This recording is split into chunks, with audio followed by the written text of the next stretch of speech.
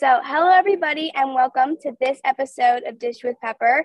Now, we're here for part 2 of this Title IX episode, and I have the absolute perfect person to discuss the impact of Title IX with. I'm here with absolute basketball legend, Ann Meyers Drysdale. It's so great to see you, Ann. It's an honor to have you on here today, and I'm so excited to talk with you. Thanks, Pepper. I'm excited to talk to you. I know you've done a lot of great interviews, and I've enjoyed them over the years. Yeah, I'm super excited to add you to the list of people I've interviewed. All right, so let's dive right in. Tell me about your experience playing sports growing up. I come from a family of 5 brothers and 5 sisters. There's 11 of us. My dad played basketball back in Milwaukee at Marquette. And so we grew up around sports, and having a big family, sports was a great outlet. And I was a middle child, and I'm between 2 boys. But I have Sister Patty, who's the oldest of 11. And so she was always out playing sports. Got to watch her and all these other women. So I get a little frustrated when I hear these women today saying, we didn't have a role model growing up. There were a lot of women competing in sports back in the 50s and 60s and 70s and even in the 30s. And so I was in 4th grade and read a book on Babe Didrikson Zaharias. And that gave me a dream. Gave me a dream to be an Olympian. And I was in track. I was a high jumper and pentathlete. So I wanted to go to the Olympics in track. And even though it didn't work out for track, it was for basketball. And I was on the very first Olympic team in 1976 where we won silver. But I played 7 sports in high school. And I played a lot of sports with my brothers and my sisters. And we were always out, whether it was basketball or over the line or throwing football around or kick the can or board games or card games. Everything was very competitive. Yeah, it's super cool that you were able to continue to play sports and do something that you loved, even if there wasn't really a law in place to make sure that that was possible for you. Well, and as I said, I saw my sister Patty. So I saw these women playing softball and volleyball and basketball. And my sister played pro softball back in the early 70s. So there were avenues. They weren't a lot, not like it is today. And even today is still a struggle for a lot of women. But, to have the WNBA, I think, is really the most viable league right now, even though the WBL, the Women's Professional Basketball League, was very first in this country. And those women were the women of Title IX when it came in. So certainly there were women during that time and in between before the WNBA even started. Yeah. All right. So talk about how Title IX affected you and your life, especially as the first female athlete to receive a scholarship to UCLA. Speaking of UCLA, right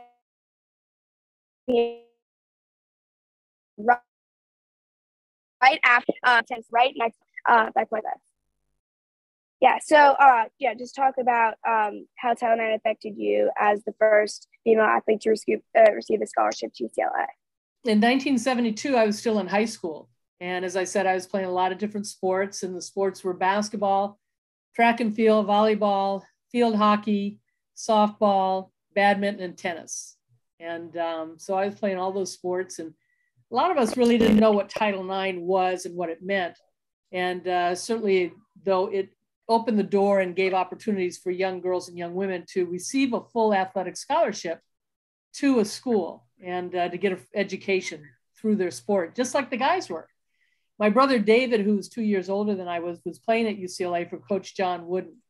And so he came home one weekend with the guy that was going to be the women's basketball coach in 1975 when I was going to be a freshman going somewhere. And they came home and said, hey, how would you like to play basketball at UCLA? And that's really kind of how I ended up going to UCLA. 1974, 2 years after Title IX, Billie Jean King would play Bobby Riggs.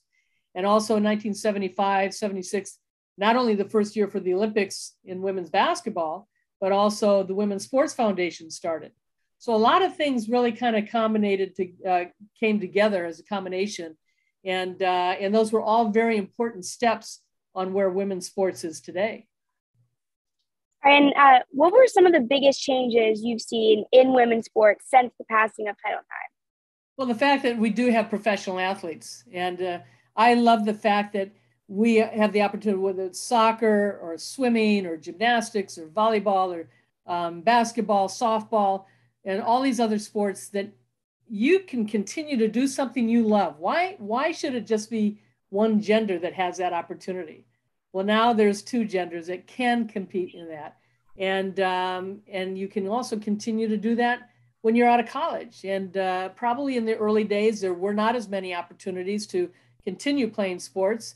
And they, the newspapers and men in sports said that, well, women can't compete after they're 21, they're too old. But there was just never a lot of opportunities, and yet women were.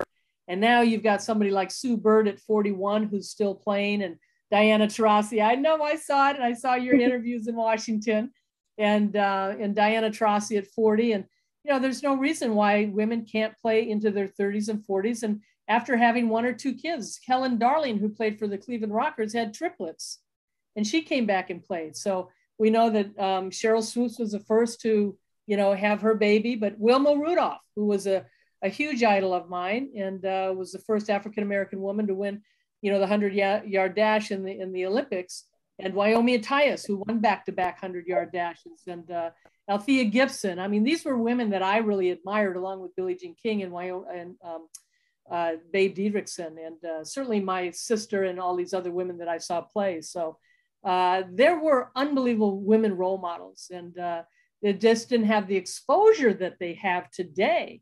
That you didn't have TV, and you didn't have ESPN, and now social media and YouTube and Instagram and so forth. And now all these women athletes can promote themselves and be their own brand.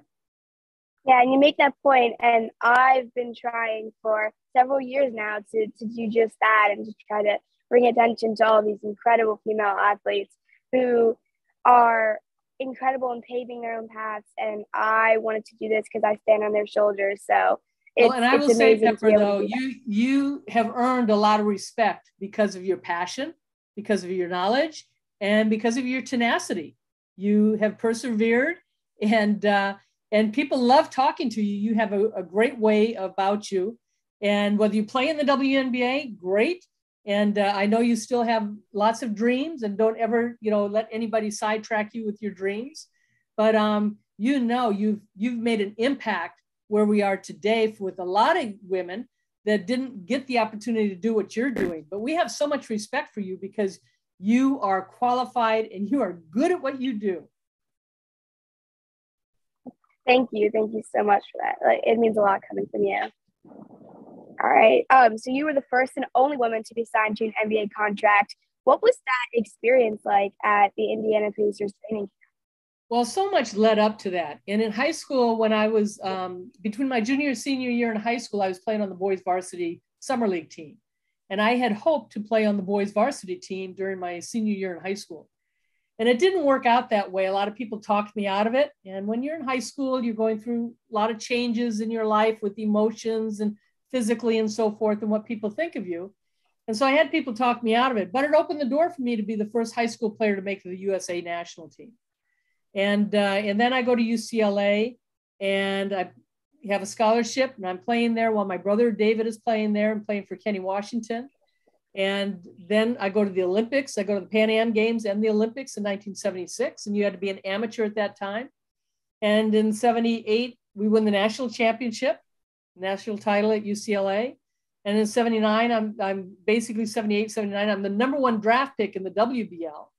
But I want to say amateur for the 1980 Olympics. And then all of a sudden, my brother was already playing in the NBA with the Milwaukee Bucks. And he was the #1 draft pick with the Lakers. And they traded him to Milwaukee with 3 other guys to get Kareem to go to LA.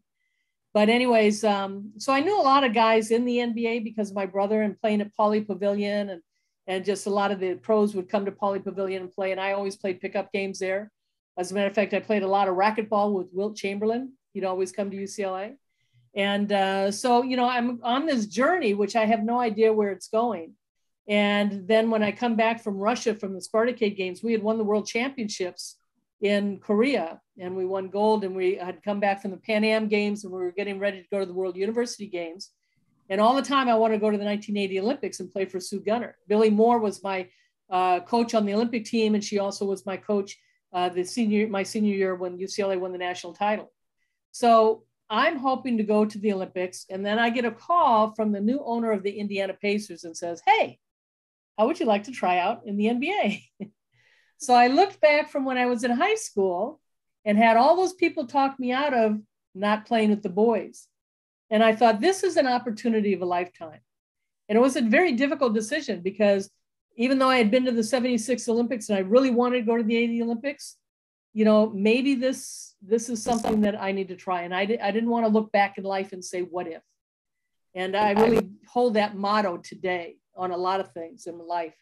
And so I went for it. A lot of people were upset about it. The WBL was upset about it because I'd sat out a year from going into the WBL. And so I went through the tryout. We had 3 days of 2-a-day tryouts, and it was a free agent rookie camp, not like it is today. I was signed as a free agent. And it was tough for a lot of the guys because my whole life I'd been playing against guys. And so if, you know, they blocked my shot, no big deal. It's only a girl. If I made a shot, you let some girl beat you. So they had to deal with that psychologically. And as a matter of fact, I brought this. So that's the name of my book. You let some girl beat you. And so I think it was harder for the guys than it was for me because it was hard for them to deal with it. And even though I did not make it, it opened up the door to broadcasting. It opened up the door to go to the women's superstars and compete in that.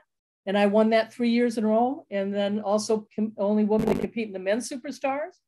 But I also met my future husband, Don Drysdale, and just so many positive things. So when things don't work out the way you want them to, there's always another window to be open. Opportunities follow opportunities. Yeah. And you mentioned something I was going to ask about. So tell me about your book, You Let Some Girl Beat You. I love that title. It's awesome. Well, it took me a while to do it because I know that a lot of people have said, oh, you need to write a book. You need to write a book. And I really didn't want to. I didn't feel my story was that important. But I will say that it came out in the 45-year anniversary for Title IX, or maybe it was a 40-year anniversary. I can't remember now. But, you know, I'm so glad that I did do it. And there's a lot of things that I didn't put in there. It was very difficult for me to talk about it. Joni Ravenna was the gal that helped write it, and she did a marvelous job. Julius Irving, who's like a brother to me, he wrote the foreword. And, you know, it tells a lot of things that I went through in my family and where I am today. And but so many things have happened since I've written the book too. Maybe you should write a part 2, and I'd love to read it. Well, I will tell you, being with the Phoenix Suns and the Mercury and going with them 15 years ago as their general manager in the WNBA champions, Phoenix Mercury back in 07 and 09, and then winning the championship again in 2014. So, you know, we won one with Brittany Griner, and we're praying and hoping that she comes back. We know that it's been very difficult for her family, and you know, we still just need to keep up bear the flag for her and to bring her back. But you know, Diana Taurasi is amazing, the White Mamba. She does it all the time. And but those first 3 also, we had Penny Taylor, who just went into the Women's Basketball Hall of Fame, and Cappie Pondexter and Tangela Smith, and we just had some terrific women played. We had in 2009, we had Tamika Johnson from LSU at 5'3", was our starting point guard. So I always laugh when people say, well, they're too short. You're never too short. You're just, you know, you're always good. If you're good, you can do anything. Yeah. All right. And you touched on this a little bit, but can you talk about your time in the WBL with the New Jersey Gems? I was the #1 draft pick with the Houston Angels. And since I did not go into the league that first year, they wanted to trade my rights, and they traded it to the New Jersey Gems. And so I had never really been to the East Coast very much. It was very difficult for me to adjust because I was coming from the Indiana Pacers and had the opportunity to do broadcasting and do community service work. But I wanted to play. And so when I went to New Jersey, it was very difficult because I still had a lot of the players were not happy with me because I had received a lot of attention and taken it away from the WBL.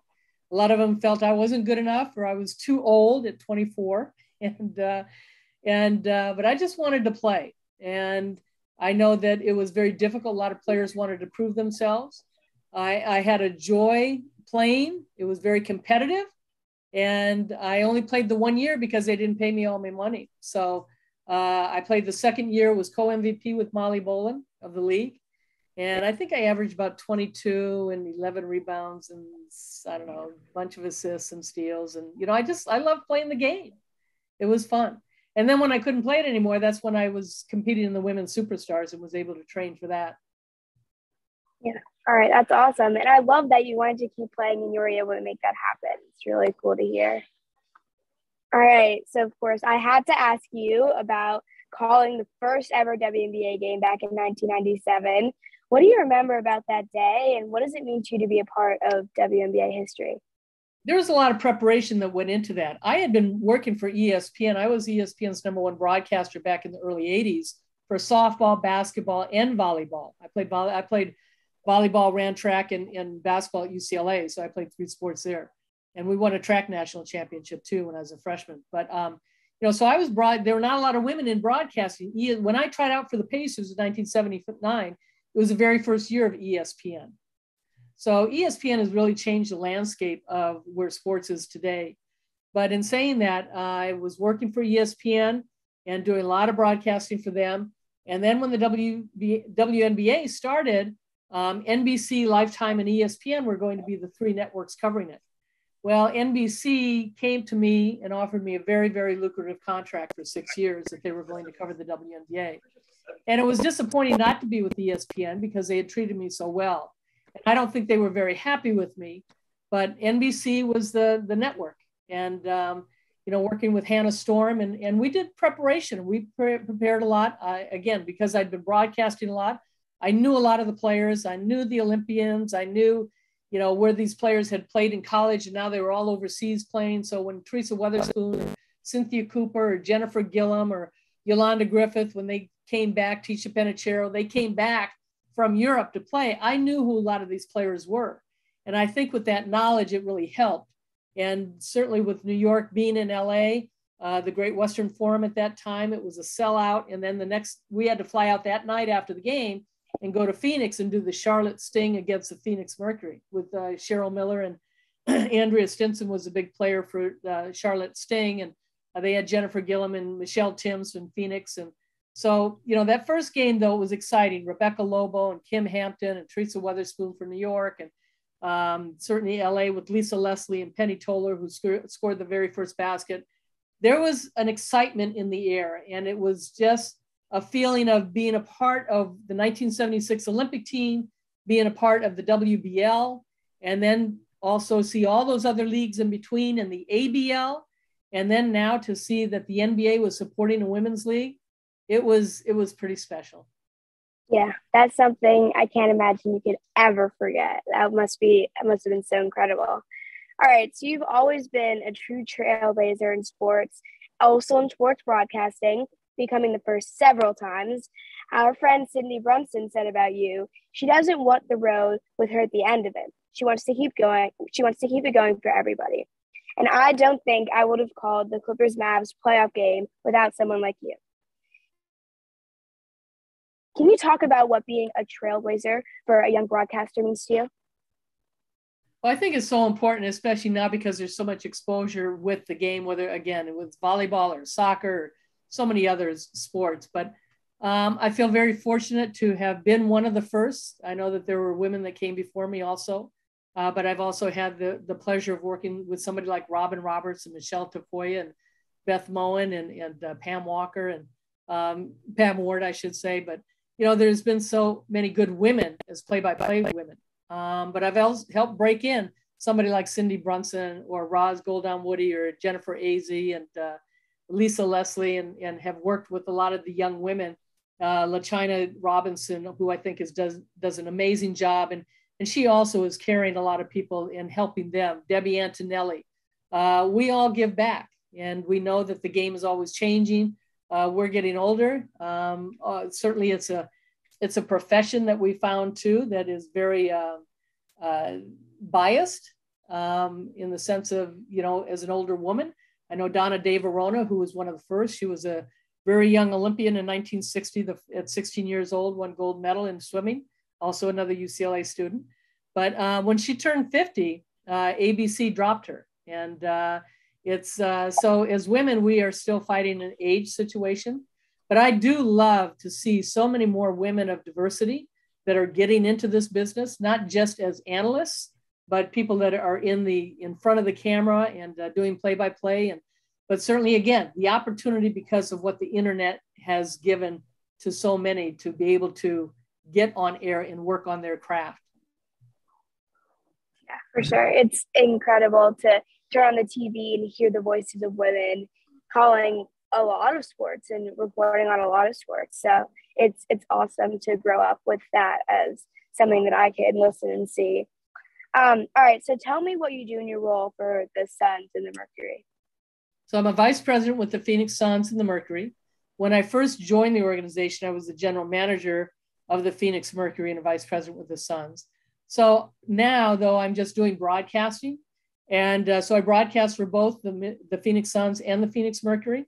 And I also do a lot of community service work. And so being in Phoenix and being able to go out to a lot of different nonprofits and help and be a part of raising money for others that really don't have the opportunity to do things. And there are so many that I've kind of really associated myself with and contributed to. And there's nothing like giving back. And I think, I think we're all put here on earth to, yes, there's so many good things that we can do, but you do them for others. You give back to others. And that's really what life is about. Yeah, for sure. All right. So just wondering, you talked about, doing play-by-play for the Mercury and Suns, but I wanted to get your thoughts on the Mercury so far this season.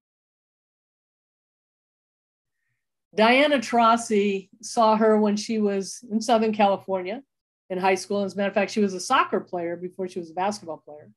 And she and her sister used to compete a lot. But when she got to Connecticut, Gino Auriemma and the players that were there really helped guide her. And I know Sue and her are so close. Of course, she's so close to Swin Cash and so many others that I just, I can't name them all right now because there's so many good Connecticut players. But I think that we really created a family for her. And certainly when she came out into the WNBA, that was her first year on the Olympic team in 2004, her and Sue together.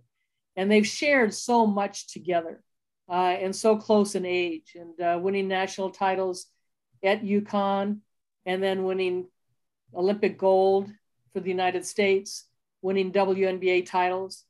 But Diana has this, the most she reminded me of was a Cheryl Miller, how she played the game. And Cheryl had such a great intensity about the way she played the game, which I loved. She had such passion. And certainly I think Diana has that passion too. But her ability to score at key times, I think early in career, a lot of people did not give her credit for her defense, but she was such a good rebounder. She reminded me of Larry Bird in the sense that she always was one or two steps ahead of the play. So she knew what was going to happen. Now, was she a great one-on-one defender? No, but she could see the whole floor and understood where she needed to be or double team on somebody and so forth. Got into the passing lanes and knew how to block out when she blocked out. But, always had great coaches that put her in a position to be able to score. And when we won it in 2007 with Paul Westhead as our coach, the guru of, Go, the offense we had was tailor-made for her game. As in 2009 when Corey Gaines, who had played for Paul, ran the same offense. And we had the right pieces to play with her. And then in 2014, she moved that position to point guard and led the league in assists. And that was Brittany's first year. And so she's always been a leader. She's passionate about the game. She cares about the game. It gets frustrating for her when things don't go the way she hopes for the team and for her. And so she does get discouraged, but she just is such a positive person and so caring and giving to people that are in the game and is always wanting to help others. I remember I had the opportunity of interviewing her, and having watched her, I was like, she's so intense. I was honestly a little bit scared, as much as I was just like I had my jaw dropped. But talking to her, like, she was so kind and so appreciative. So I mean, it's been And then, amazing. Yeah. and again, growing up in Southern California for her, Pepper, she, Kobe Bryant was her favorite player, and she and Kobe White became Mamba. very close. That's right. That's right. Yeah, for sure. All right. So last question for you today. Thank you so much for your time. What is your message for the next generation of female athletes who are now benefiting from Title IX? Well, like anything, you gotta continue to enjoy what you do, and have fun. It's always about having fun, whether it's sports or anything else in life. And if you enjoy what you do, you're going to have passion for it. You want to get better, and certainly I think anything that you do, and don't look back. Don't look back and say what if, woulda, shoulda, coulda. Go ahead and try. And if you don't try, you'll never know. And if it doesn't work out the way you want it to, at least you've learned through the process. Success is not final. Failure is not fatal. It's courage that counts. So what kind of courage you're going to have to continue to try something when something fails, or even when you succeed? So for me, it's you just one step at a time, and keep moving forward. Yeah, my mom says something like that. She says, either you win or you learn. So that's what that reminded me of. But well, and you said it from the beginning awesome too. Billie Jean King talks about, when a ball would come in or she miss it, she'd say that was an opportunity to be better next time. Yeah, for sure. So yeah, thank you so much for your time today. Thank you for all of the work that you've done and all of the opportunities that you've said yes to be able to inspire and pave the way for girls like me now. I'm really inspired by you and really appreciative of everything that you've done. So thank you so much. Thank you, Pepper. And every time you come into Phoenix, let me know so we get you to the games. And I'm so glad you got to go to the Dodger game. Yeah, it was awesome. It was really cool to be able to go with my dad for Father's Day. And if I get to New York, I'll give you a call. All right, for sure. Please do. It's so great to talk to you. Thank you. Right. You too. Bye. All the best. You. Okay. Bye-bye.